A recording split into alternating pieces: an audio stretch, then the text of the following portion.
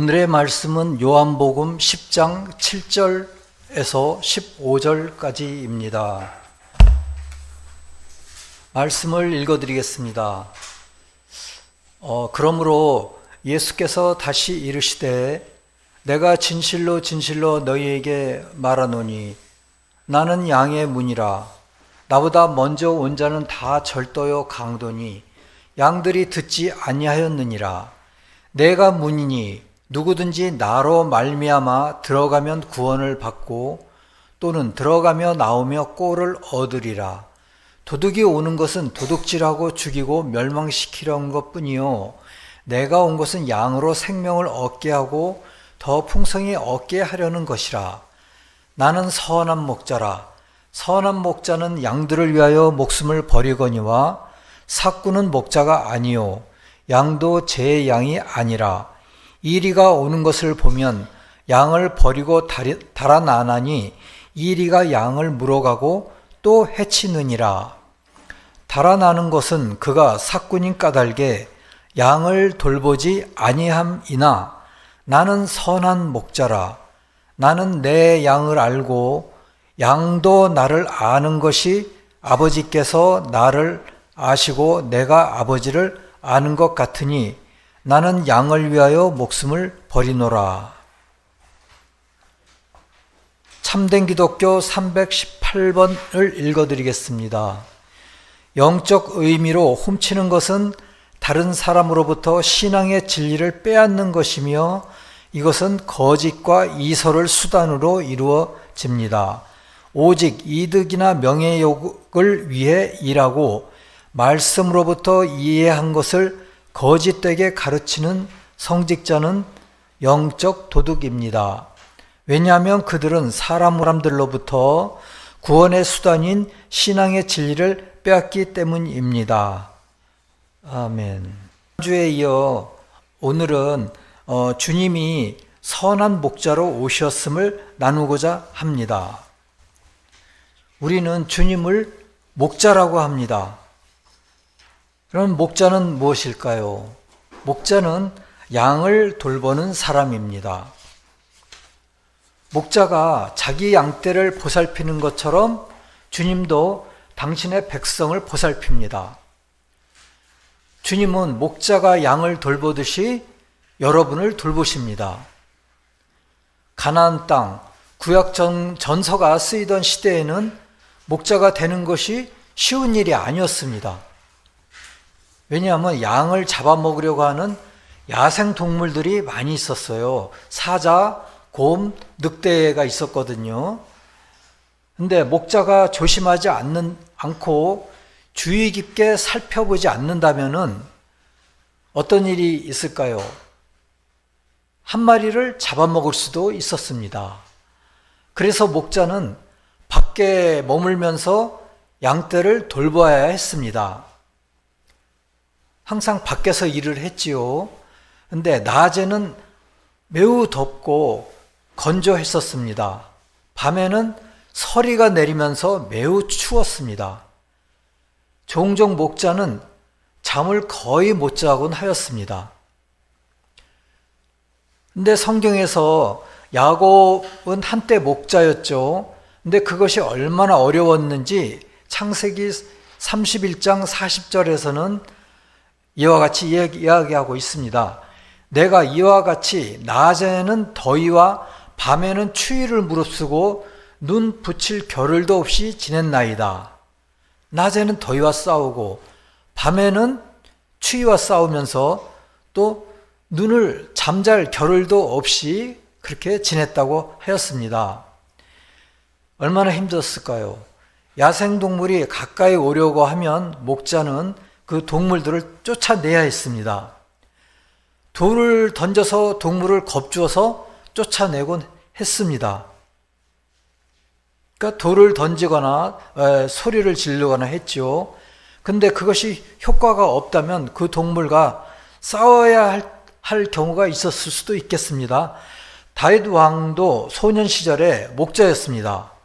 그리고 사자나 곰이 와서 작은 양을 잡을 때 다윗은 그 양을 구하기 위해서 싸웠습니다. 목자는 이와 같습니다. 목자는 자기 양과 어린 양들을 항상 매우 주의 깊게 돌보며 그들이 안전한지 확인합니다. 그리고 확인해야 합니다. 그리고 그들이 위험에 처해 있다면 그들을 보호하기 위해서 목자는 싸워야 합니다. 또 싸웁니다. 이것이 주님께서 우리를 돌보는 방식입니다. 그래서 주님은 선한 목자로서 우리에게 오신 것입니다. 목자는 자기 양을 위해서 다른 일도 합니다. 어떤 일을 할까요? 목자는 양들이 충분한 음식을 얻도록 해야 합니다. 양들이 풀을 뜯고 있는 모든 풀을 먹어 치운다면 그는 양들을 다른 곳으로, 즉 먹을 풀이 많고 또 마실 물이 많은 다른 곳으로 인도할 것입니다. 야생 동물이 공격하게 되면 양 한두 마리가 죽을 수 있습니다. 그런데 식량이 떨어지면 어떻게 될까요? 양떼 전체가 굶어 죽게 됩니다. 그러므로 목자는 한 곳에서 다른 곳으로, 한 밭이나 초원에서 다른 곳으로 끊임없이 양떼를 인도하면서 항상 그들이 먹을 음식이 있는지 확인합니다. 목자가 양떼를 먹이듯이 주님도 우리를 먹이십니다. 우리가 무언가를 먹을 때마다 먹는 음식이 주님으로부터 왔다는 사실을 잊기 쉽습니다. 그 사실을 잊은 적이 많이 있죠. 그런데 그것은 하나님이 만드신 것입니다. 들판에서 식량이 자라게 하시는 분은 주님이십니다. 그래서 우리를 먹이시는 분은 주님이십니다.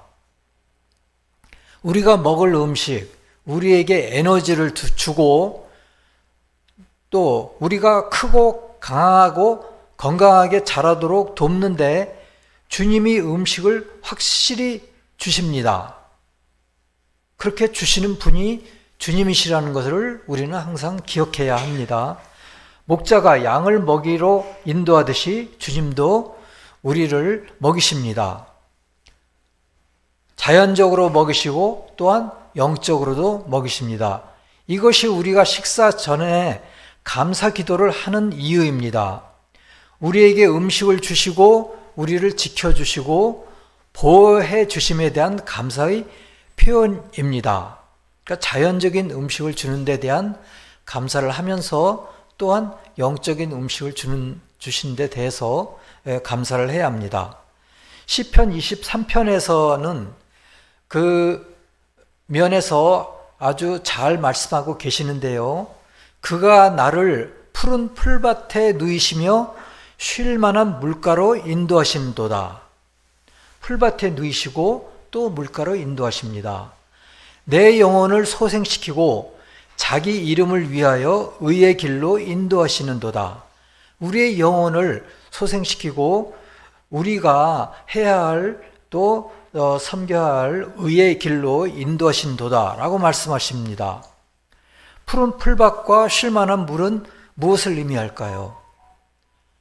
말씀의 지식과 진리를 상징합니다. 이러한 것들은 영혼을 위한 음식입니다. 말씀으로부터 배우고 진리를 받아들이는 것은 실제로 우리 영을 살찌우는 것입니다. 우리의 육신은 음식이 없으면 죽게 되겠죠. 반면에 우리가 말씀을 읽지 않거나 영적인 진리를 배우지 않고 오랫동안 살아간다면 어떨까요? 삶은 여전히 평소와 다름없이 계속되는 것처럼 보입니다. 말씀이 없어도 사람의 영은 여전히 약간의 양식을 받습니다. 무슨 얘기일까요? 모든 사람은 항상 무언가를 배우고 있습니다. 세상적인 사실적 지식도 어떤 의미에서는 영이 살아나도록 돕는 음식입니다. 그러니까 인문학도 있고 과학도 있고 음악도 있고 또 예술도 있고, 하지만 그러한 것은 우리가 영이 살아나도록 조금밖에 돕지 못합니다. 그러나 그것은 우리의 깊은 영을 건강하게 유지시켜 주지는 못합니다. 영적인 진리를 배우고 흡수하지 않고 자연적인 지식만을 얻는 것은 건강한 식사가 아닙니다. 영적인 양식의 면에서 볼 적에 그러겠죠. 우리가 자연적인 지식과 자연적인 학문만을 얻는 것은 건강한 식사가, 영적인 식사가 아닙니다. 영적인 진리를 배우고 흡수해야 우리가 건강한 영적인 식사가 될 것입니다. 만일 세상적인 지식에 진리로부터 나오는 생명이 없다면 건강한 식사가 아닙니다. 그 세상적인 지식에 이 진리로부터 나오는 영적인 생명이 없다면 그것은 건강한 식사가 아닌 것이라고 이야기하고 있습니다. 그 사람 자신은 알지 못하지만 그의 영적 생명은 쇠약해지고 있습니다. 점점 쇠약해지고 있는 것입니다. 우리가 그것을 생각해야 합니다. 어느 정도 영이 살아남도록 돕는 영적인 양식이 세상적인 지식에도 있지만은 그의 영적 생명은 점점 쇠약해지는 것입니다. 성과 진리에 대한 지식과 지혜에 대한 갈망을 점점 가지게 됩니다. 그러한 갈망이 조금씩 점점 깊어지게 되는 것입니다. 그러므로 우리가 영적인 생명을 강건하게 하기 위해서는 성과 진리와 지혜에 대한 말씀을 접해야 되겠습니다. 진리의 선은 우리가 말씀 안에 있는 진리에 순종할 때 얻게 되는 선입니다. 그러니까 우리가 진리를 접하는데 그 진리 안에는 선이 있습니다. 그 선은 어떻게 얻을 수 있을까요? 그 말씀 안에 있는 진리에 순종할 때, 그대로 살려고 노력하거나 그 말씀대로 살 때 우리가 선을 얻게 되는 것입니다. 이 선이 주님으로부터 흘러들어옵니다. 우리가 주님의 가르침에 따라 생활함으로써 선을 받는다면 주님께서는 참으로 우리를 먹이실 수 있습니다. 이것이 영적인 양식인 것입니다. 그렇다면 이 세교에서 말씀하기는 이 주님의 선, 진리, 영적인 양식은 어떠한 통로를 통해서 저희한테 온다고 얘기를 할까요? 그것은 주님은 천국에서 가장 높은 곳에 계십니다. 일단 가장 높은 곳에 계시고요. 이 천국은 인간의 장기와 지체에 해당되는 수많은 천사들의 공동체로 이루어져 있습니다. 그러니까 큰 인간이라고 이야기할 수가 있는데요. 거대 인간이라고 이야기할 수 있습니다. 천국은 크게 보면 하나의 거대 인간입니다. 각 공동체는 비슷한 성향의 애정을 갖고 있는 천사들로 이루어집니다. 그러니까 각각의 장기와 지체에 이 공동체들이 있는데 그 공동체 천사들은 다 서로 비슷한 성향의 애정을 갖고 있는 천사들로 이렇게 구분이 되는 것입니다. 우리들도 이 다음에 천국에 가게 되면은 그런 곳에 우리들하고 비슷한 애정을 갖고 있는 공동체로 가게 된 것입니다. 그러면 천국의 중심은 어디일까요? 인간과 마찬가지로 천국의 심장과 폐장이 있는 곳입니다. 심장과 폐장은 사람 생명을 인체의 가장 먼 곳까지 보내는 역할을 합니다. 그래서 천국의 중심, 즉 거대한 사람이라고 그랬죠. 거대한 사람의 심장과 폐장에 해당되는 부분에 어떤 사람들이 살고 있을까요? 교회의 선한 사람들이 살고 있습니다. 하나님께서는 그곳을 통해 천사들의 생명인 사랑과 지혜를 천국의 중심에서 가장 바깥쪽으로까지 흘려보내십니다. 천국은 이와 같습니다. 그러면 이 지상은 어떨까요? 천국의 질서는 지상에서도 똑같이 적용된다고 합니다. 하나님의 생명은 교회를 중심으로 해서 또 세교회를 중심으로 해서 다른 종교와 심지어 무신론자에게 이르기까지 흘러갑니다. 대부분의 건전한 종교들이 모두 지혜와 자비를 가르치는 것은 왜 그럴까요? 그들이 인식하지 못하는 사이에 교회를 통해 하나님의 사랑과 지혜를 받기 때문입니다. 그 중심되는 교회가 바르고 순수해야 되는 이유가 이것 때문입니다. 그래서 하나님께서는 역사적으로 교회가 타락할 때마다 선한 사람들을 다시 모아서 새로운 교회를 일으켜 세우시곤 하였습니다. 크게는 네 개의 교회가 있었죠. 아담교회, 노아교회, 유대교회, 기독교회로 이어지는 이러한 교회의 역사가 바로 그것을 말하는 것입니다. 그러니까 아담교회가 타락할 때 또 노아교회를 세우시고, 노아교회가 타락할 때 또 선한 사람들을 다시 모아서 유대교회를 세우시고, 유대교회가 타락할 때 또 선한 사람을 모아서 기독교회를 세우신 것입니다. 또한 오늘날에는 새 교회를 세우시고자 하십니다. 교회가 빛을 잃으면 인류 전체의 영성이 어두워지고 모두가 구원을 받을 수 없기 때문입니다. 주님께서는 나는 양의 문이라, 나보다 먼저 온 자는 다 절도요 강도니 양들이 듣지 아니하였느니라. 내가 문이니 누구든지 나로 말미암아 들어가면 구원을 받고 또는 들어가며 나오며 꼴을 얻으리라 하고 말씀하셨습니다. 주님은 당신을 양의 문이라고 하셨습니다. 그리고 당신을 통하지 않으면 구원받지 못한다고 말씀하십니다. 여기서 문은 무엇을 의미할까요? 문은 진리를 말합니다. 주님은 당신이 진리이며 모든 사람이 진리를 통해 진정한 자유와 평화에 이를 수 있다고 말씀하고 계십니다. 우리는 세상에서 방종이 자유라고 착각을 합니다. 하지만 그것은 진정한 자유가 아닙니다.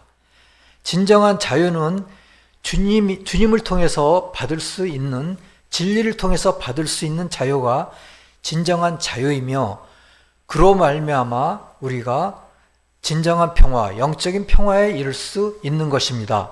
그렇게 말씀하고 계십니다. 진리는 본질적으로 무엇일까요? 말씀입니다. 그리고 우리가 인식할 수 있는 하나님입니다.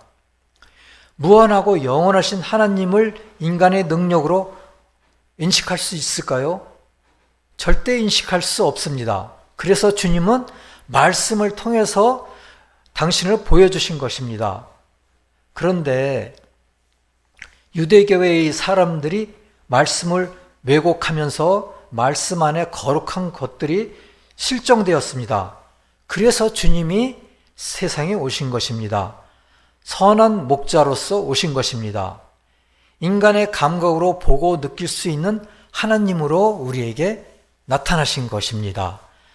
그래서 복음서에서 주님은 나로 말미암지 않으면 아버지께로 올 자가 없느니라 라고 말씀하셨고요.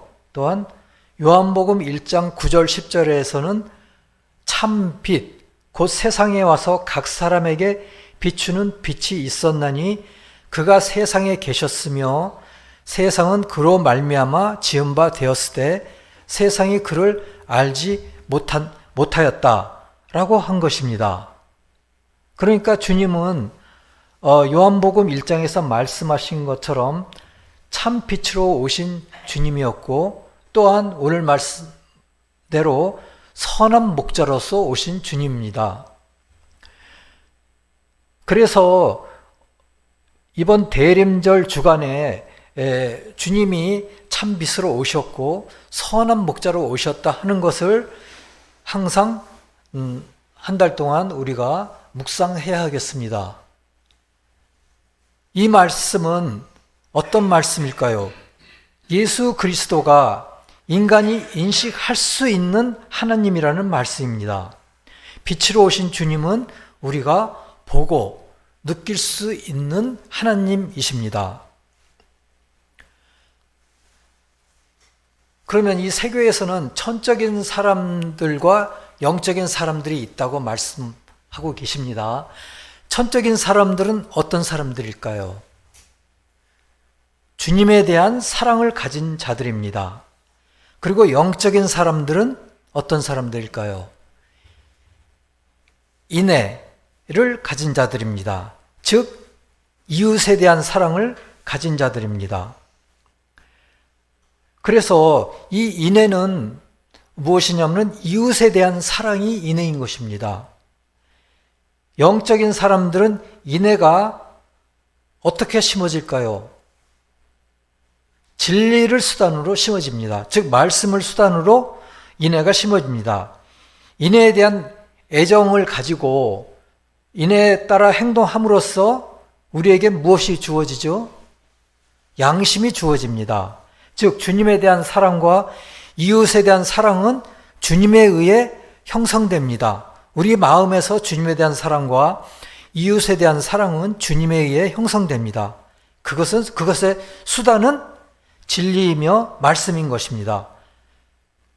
그래서 9절에서 누구든지 나로 말미암아 들어가면 구원을 받고 또는 들어가며 나오며 꼴을 얻으리라 말씀하신 것입니다. 그런데 우리는 이 세상에 있습니다. 주님은 또한 경고의 말씀으로 악한 목자에 대해서 말씀하십니다.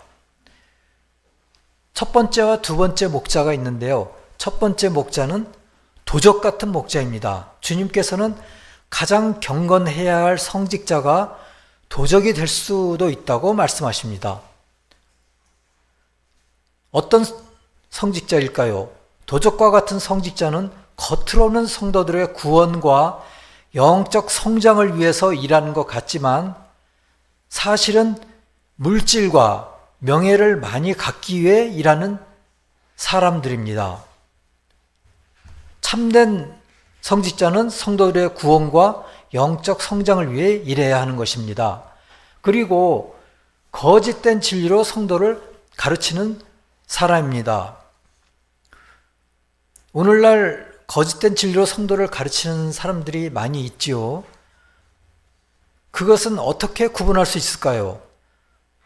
그것은 좀 이따 말씀드리겠습니다. 10절에서 도둑이 오는 것은 도둑질하고 죽이고 멸망시키려는 것이다 라고 하신 것은 그들이 그렇게 성도들을 하나님으로부터 멀어지게 하고 또한 신앙의 진리로부터 멀어지게 하는 것입니다. 도둑이 그렇게 하는 것은 성도들 위해 군림하고 성도들을 지배하기 위한 것입니다. 두 번째는 무엇일까요? 두 번째는 사꾼 목자입니다. 사꾼은 영어로는 hired person으로 되어 있습니다. 고용된 사람입니다. 즉 천국에서의 보상이 아닌 세상에서의 보상을 위하여 선을 행하는 사람들입니다. 즉 목회자는 천국에서의 보상을 항상 생각하고 주님의 뜻에 따라 해야 되는데 오로지 세상에서의 보상만을 위하여 선을 행하고 또 양들을 인도하는 사람들입니다. 세상에서의 보상이 무엇일까요?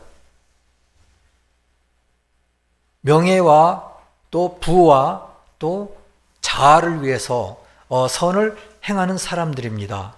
또한 성도들을 지배하기 위해서 선을 행하는 사람들입니다. 이것에 대해서는 계시록에서 695번의 21항에서는 이러한 것이 지역적이고 자연적이라고 말씀하고 계십니다. 주님이 오셨을 때 유대교회는 주님의 말씀을 왜곡하고 더럽혔습니다. 즉 영적으로 황폐한 상태였습니다. 주님은 말씀이 육신이 되신 분이십니다.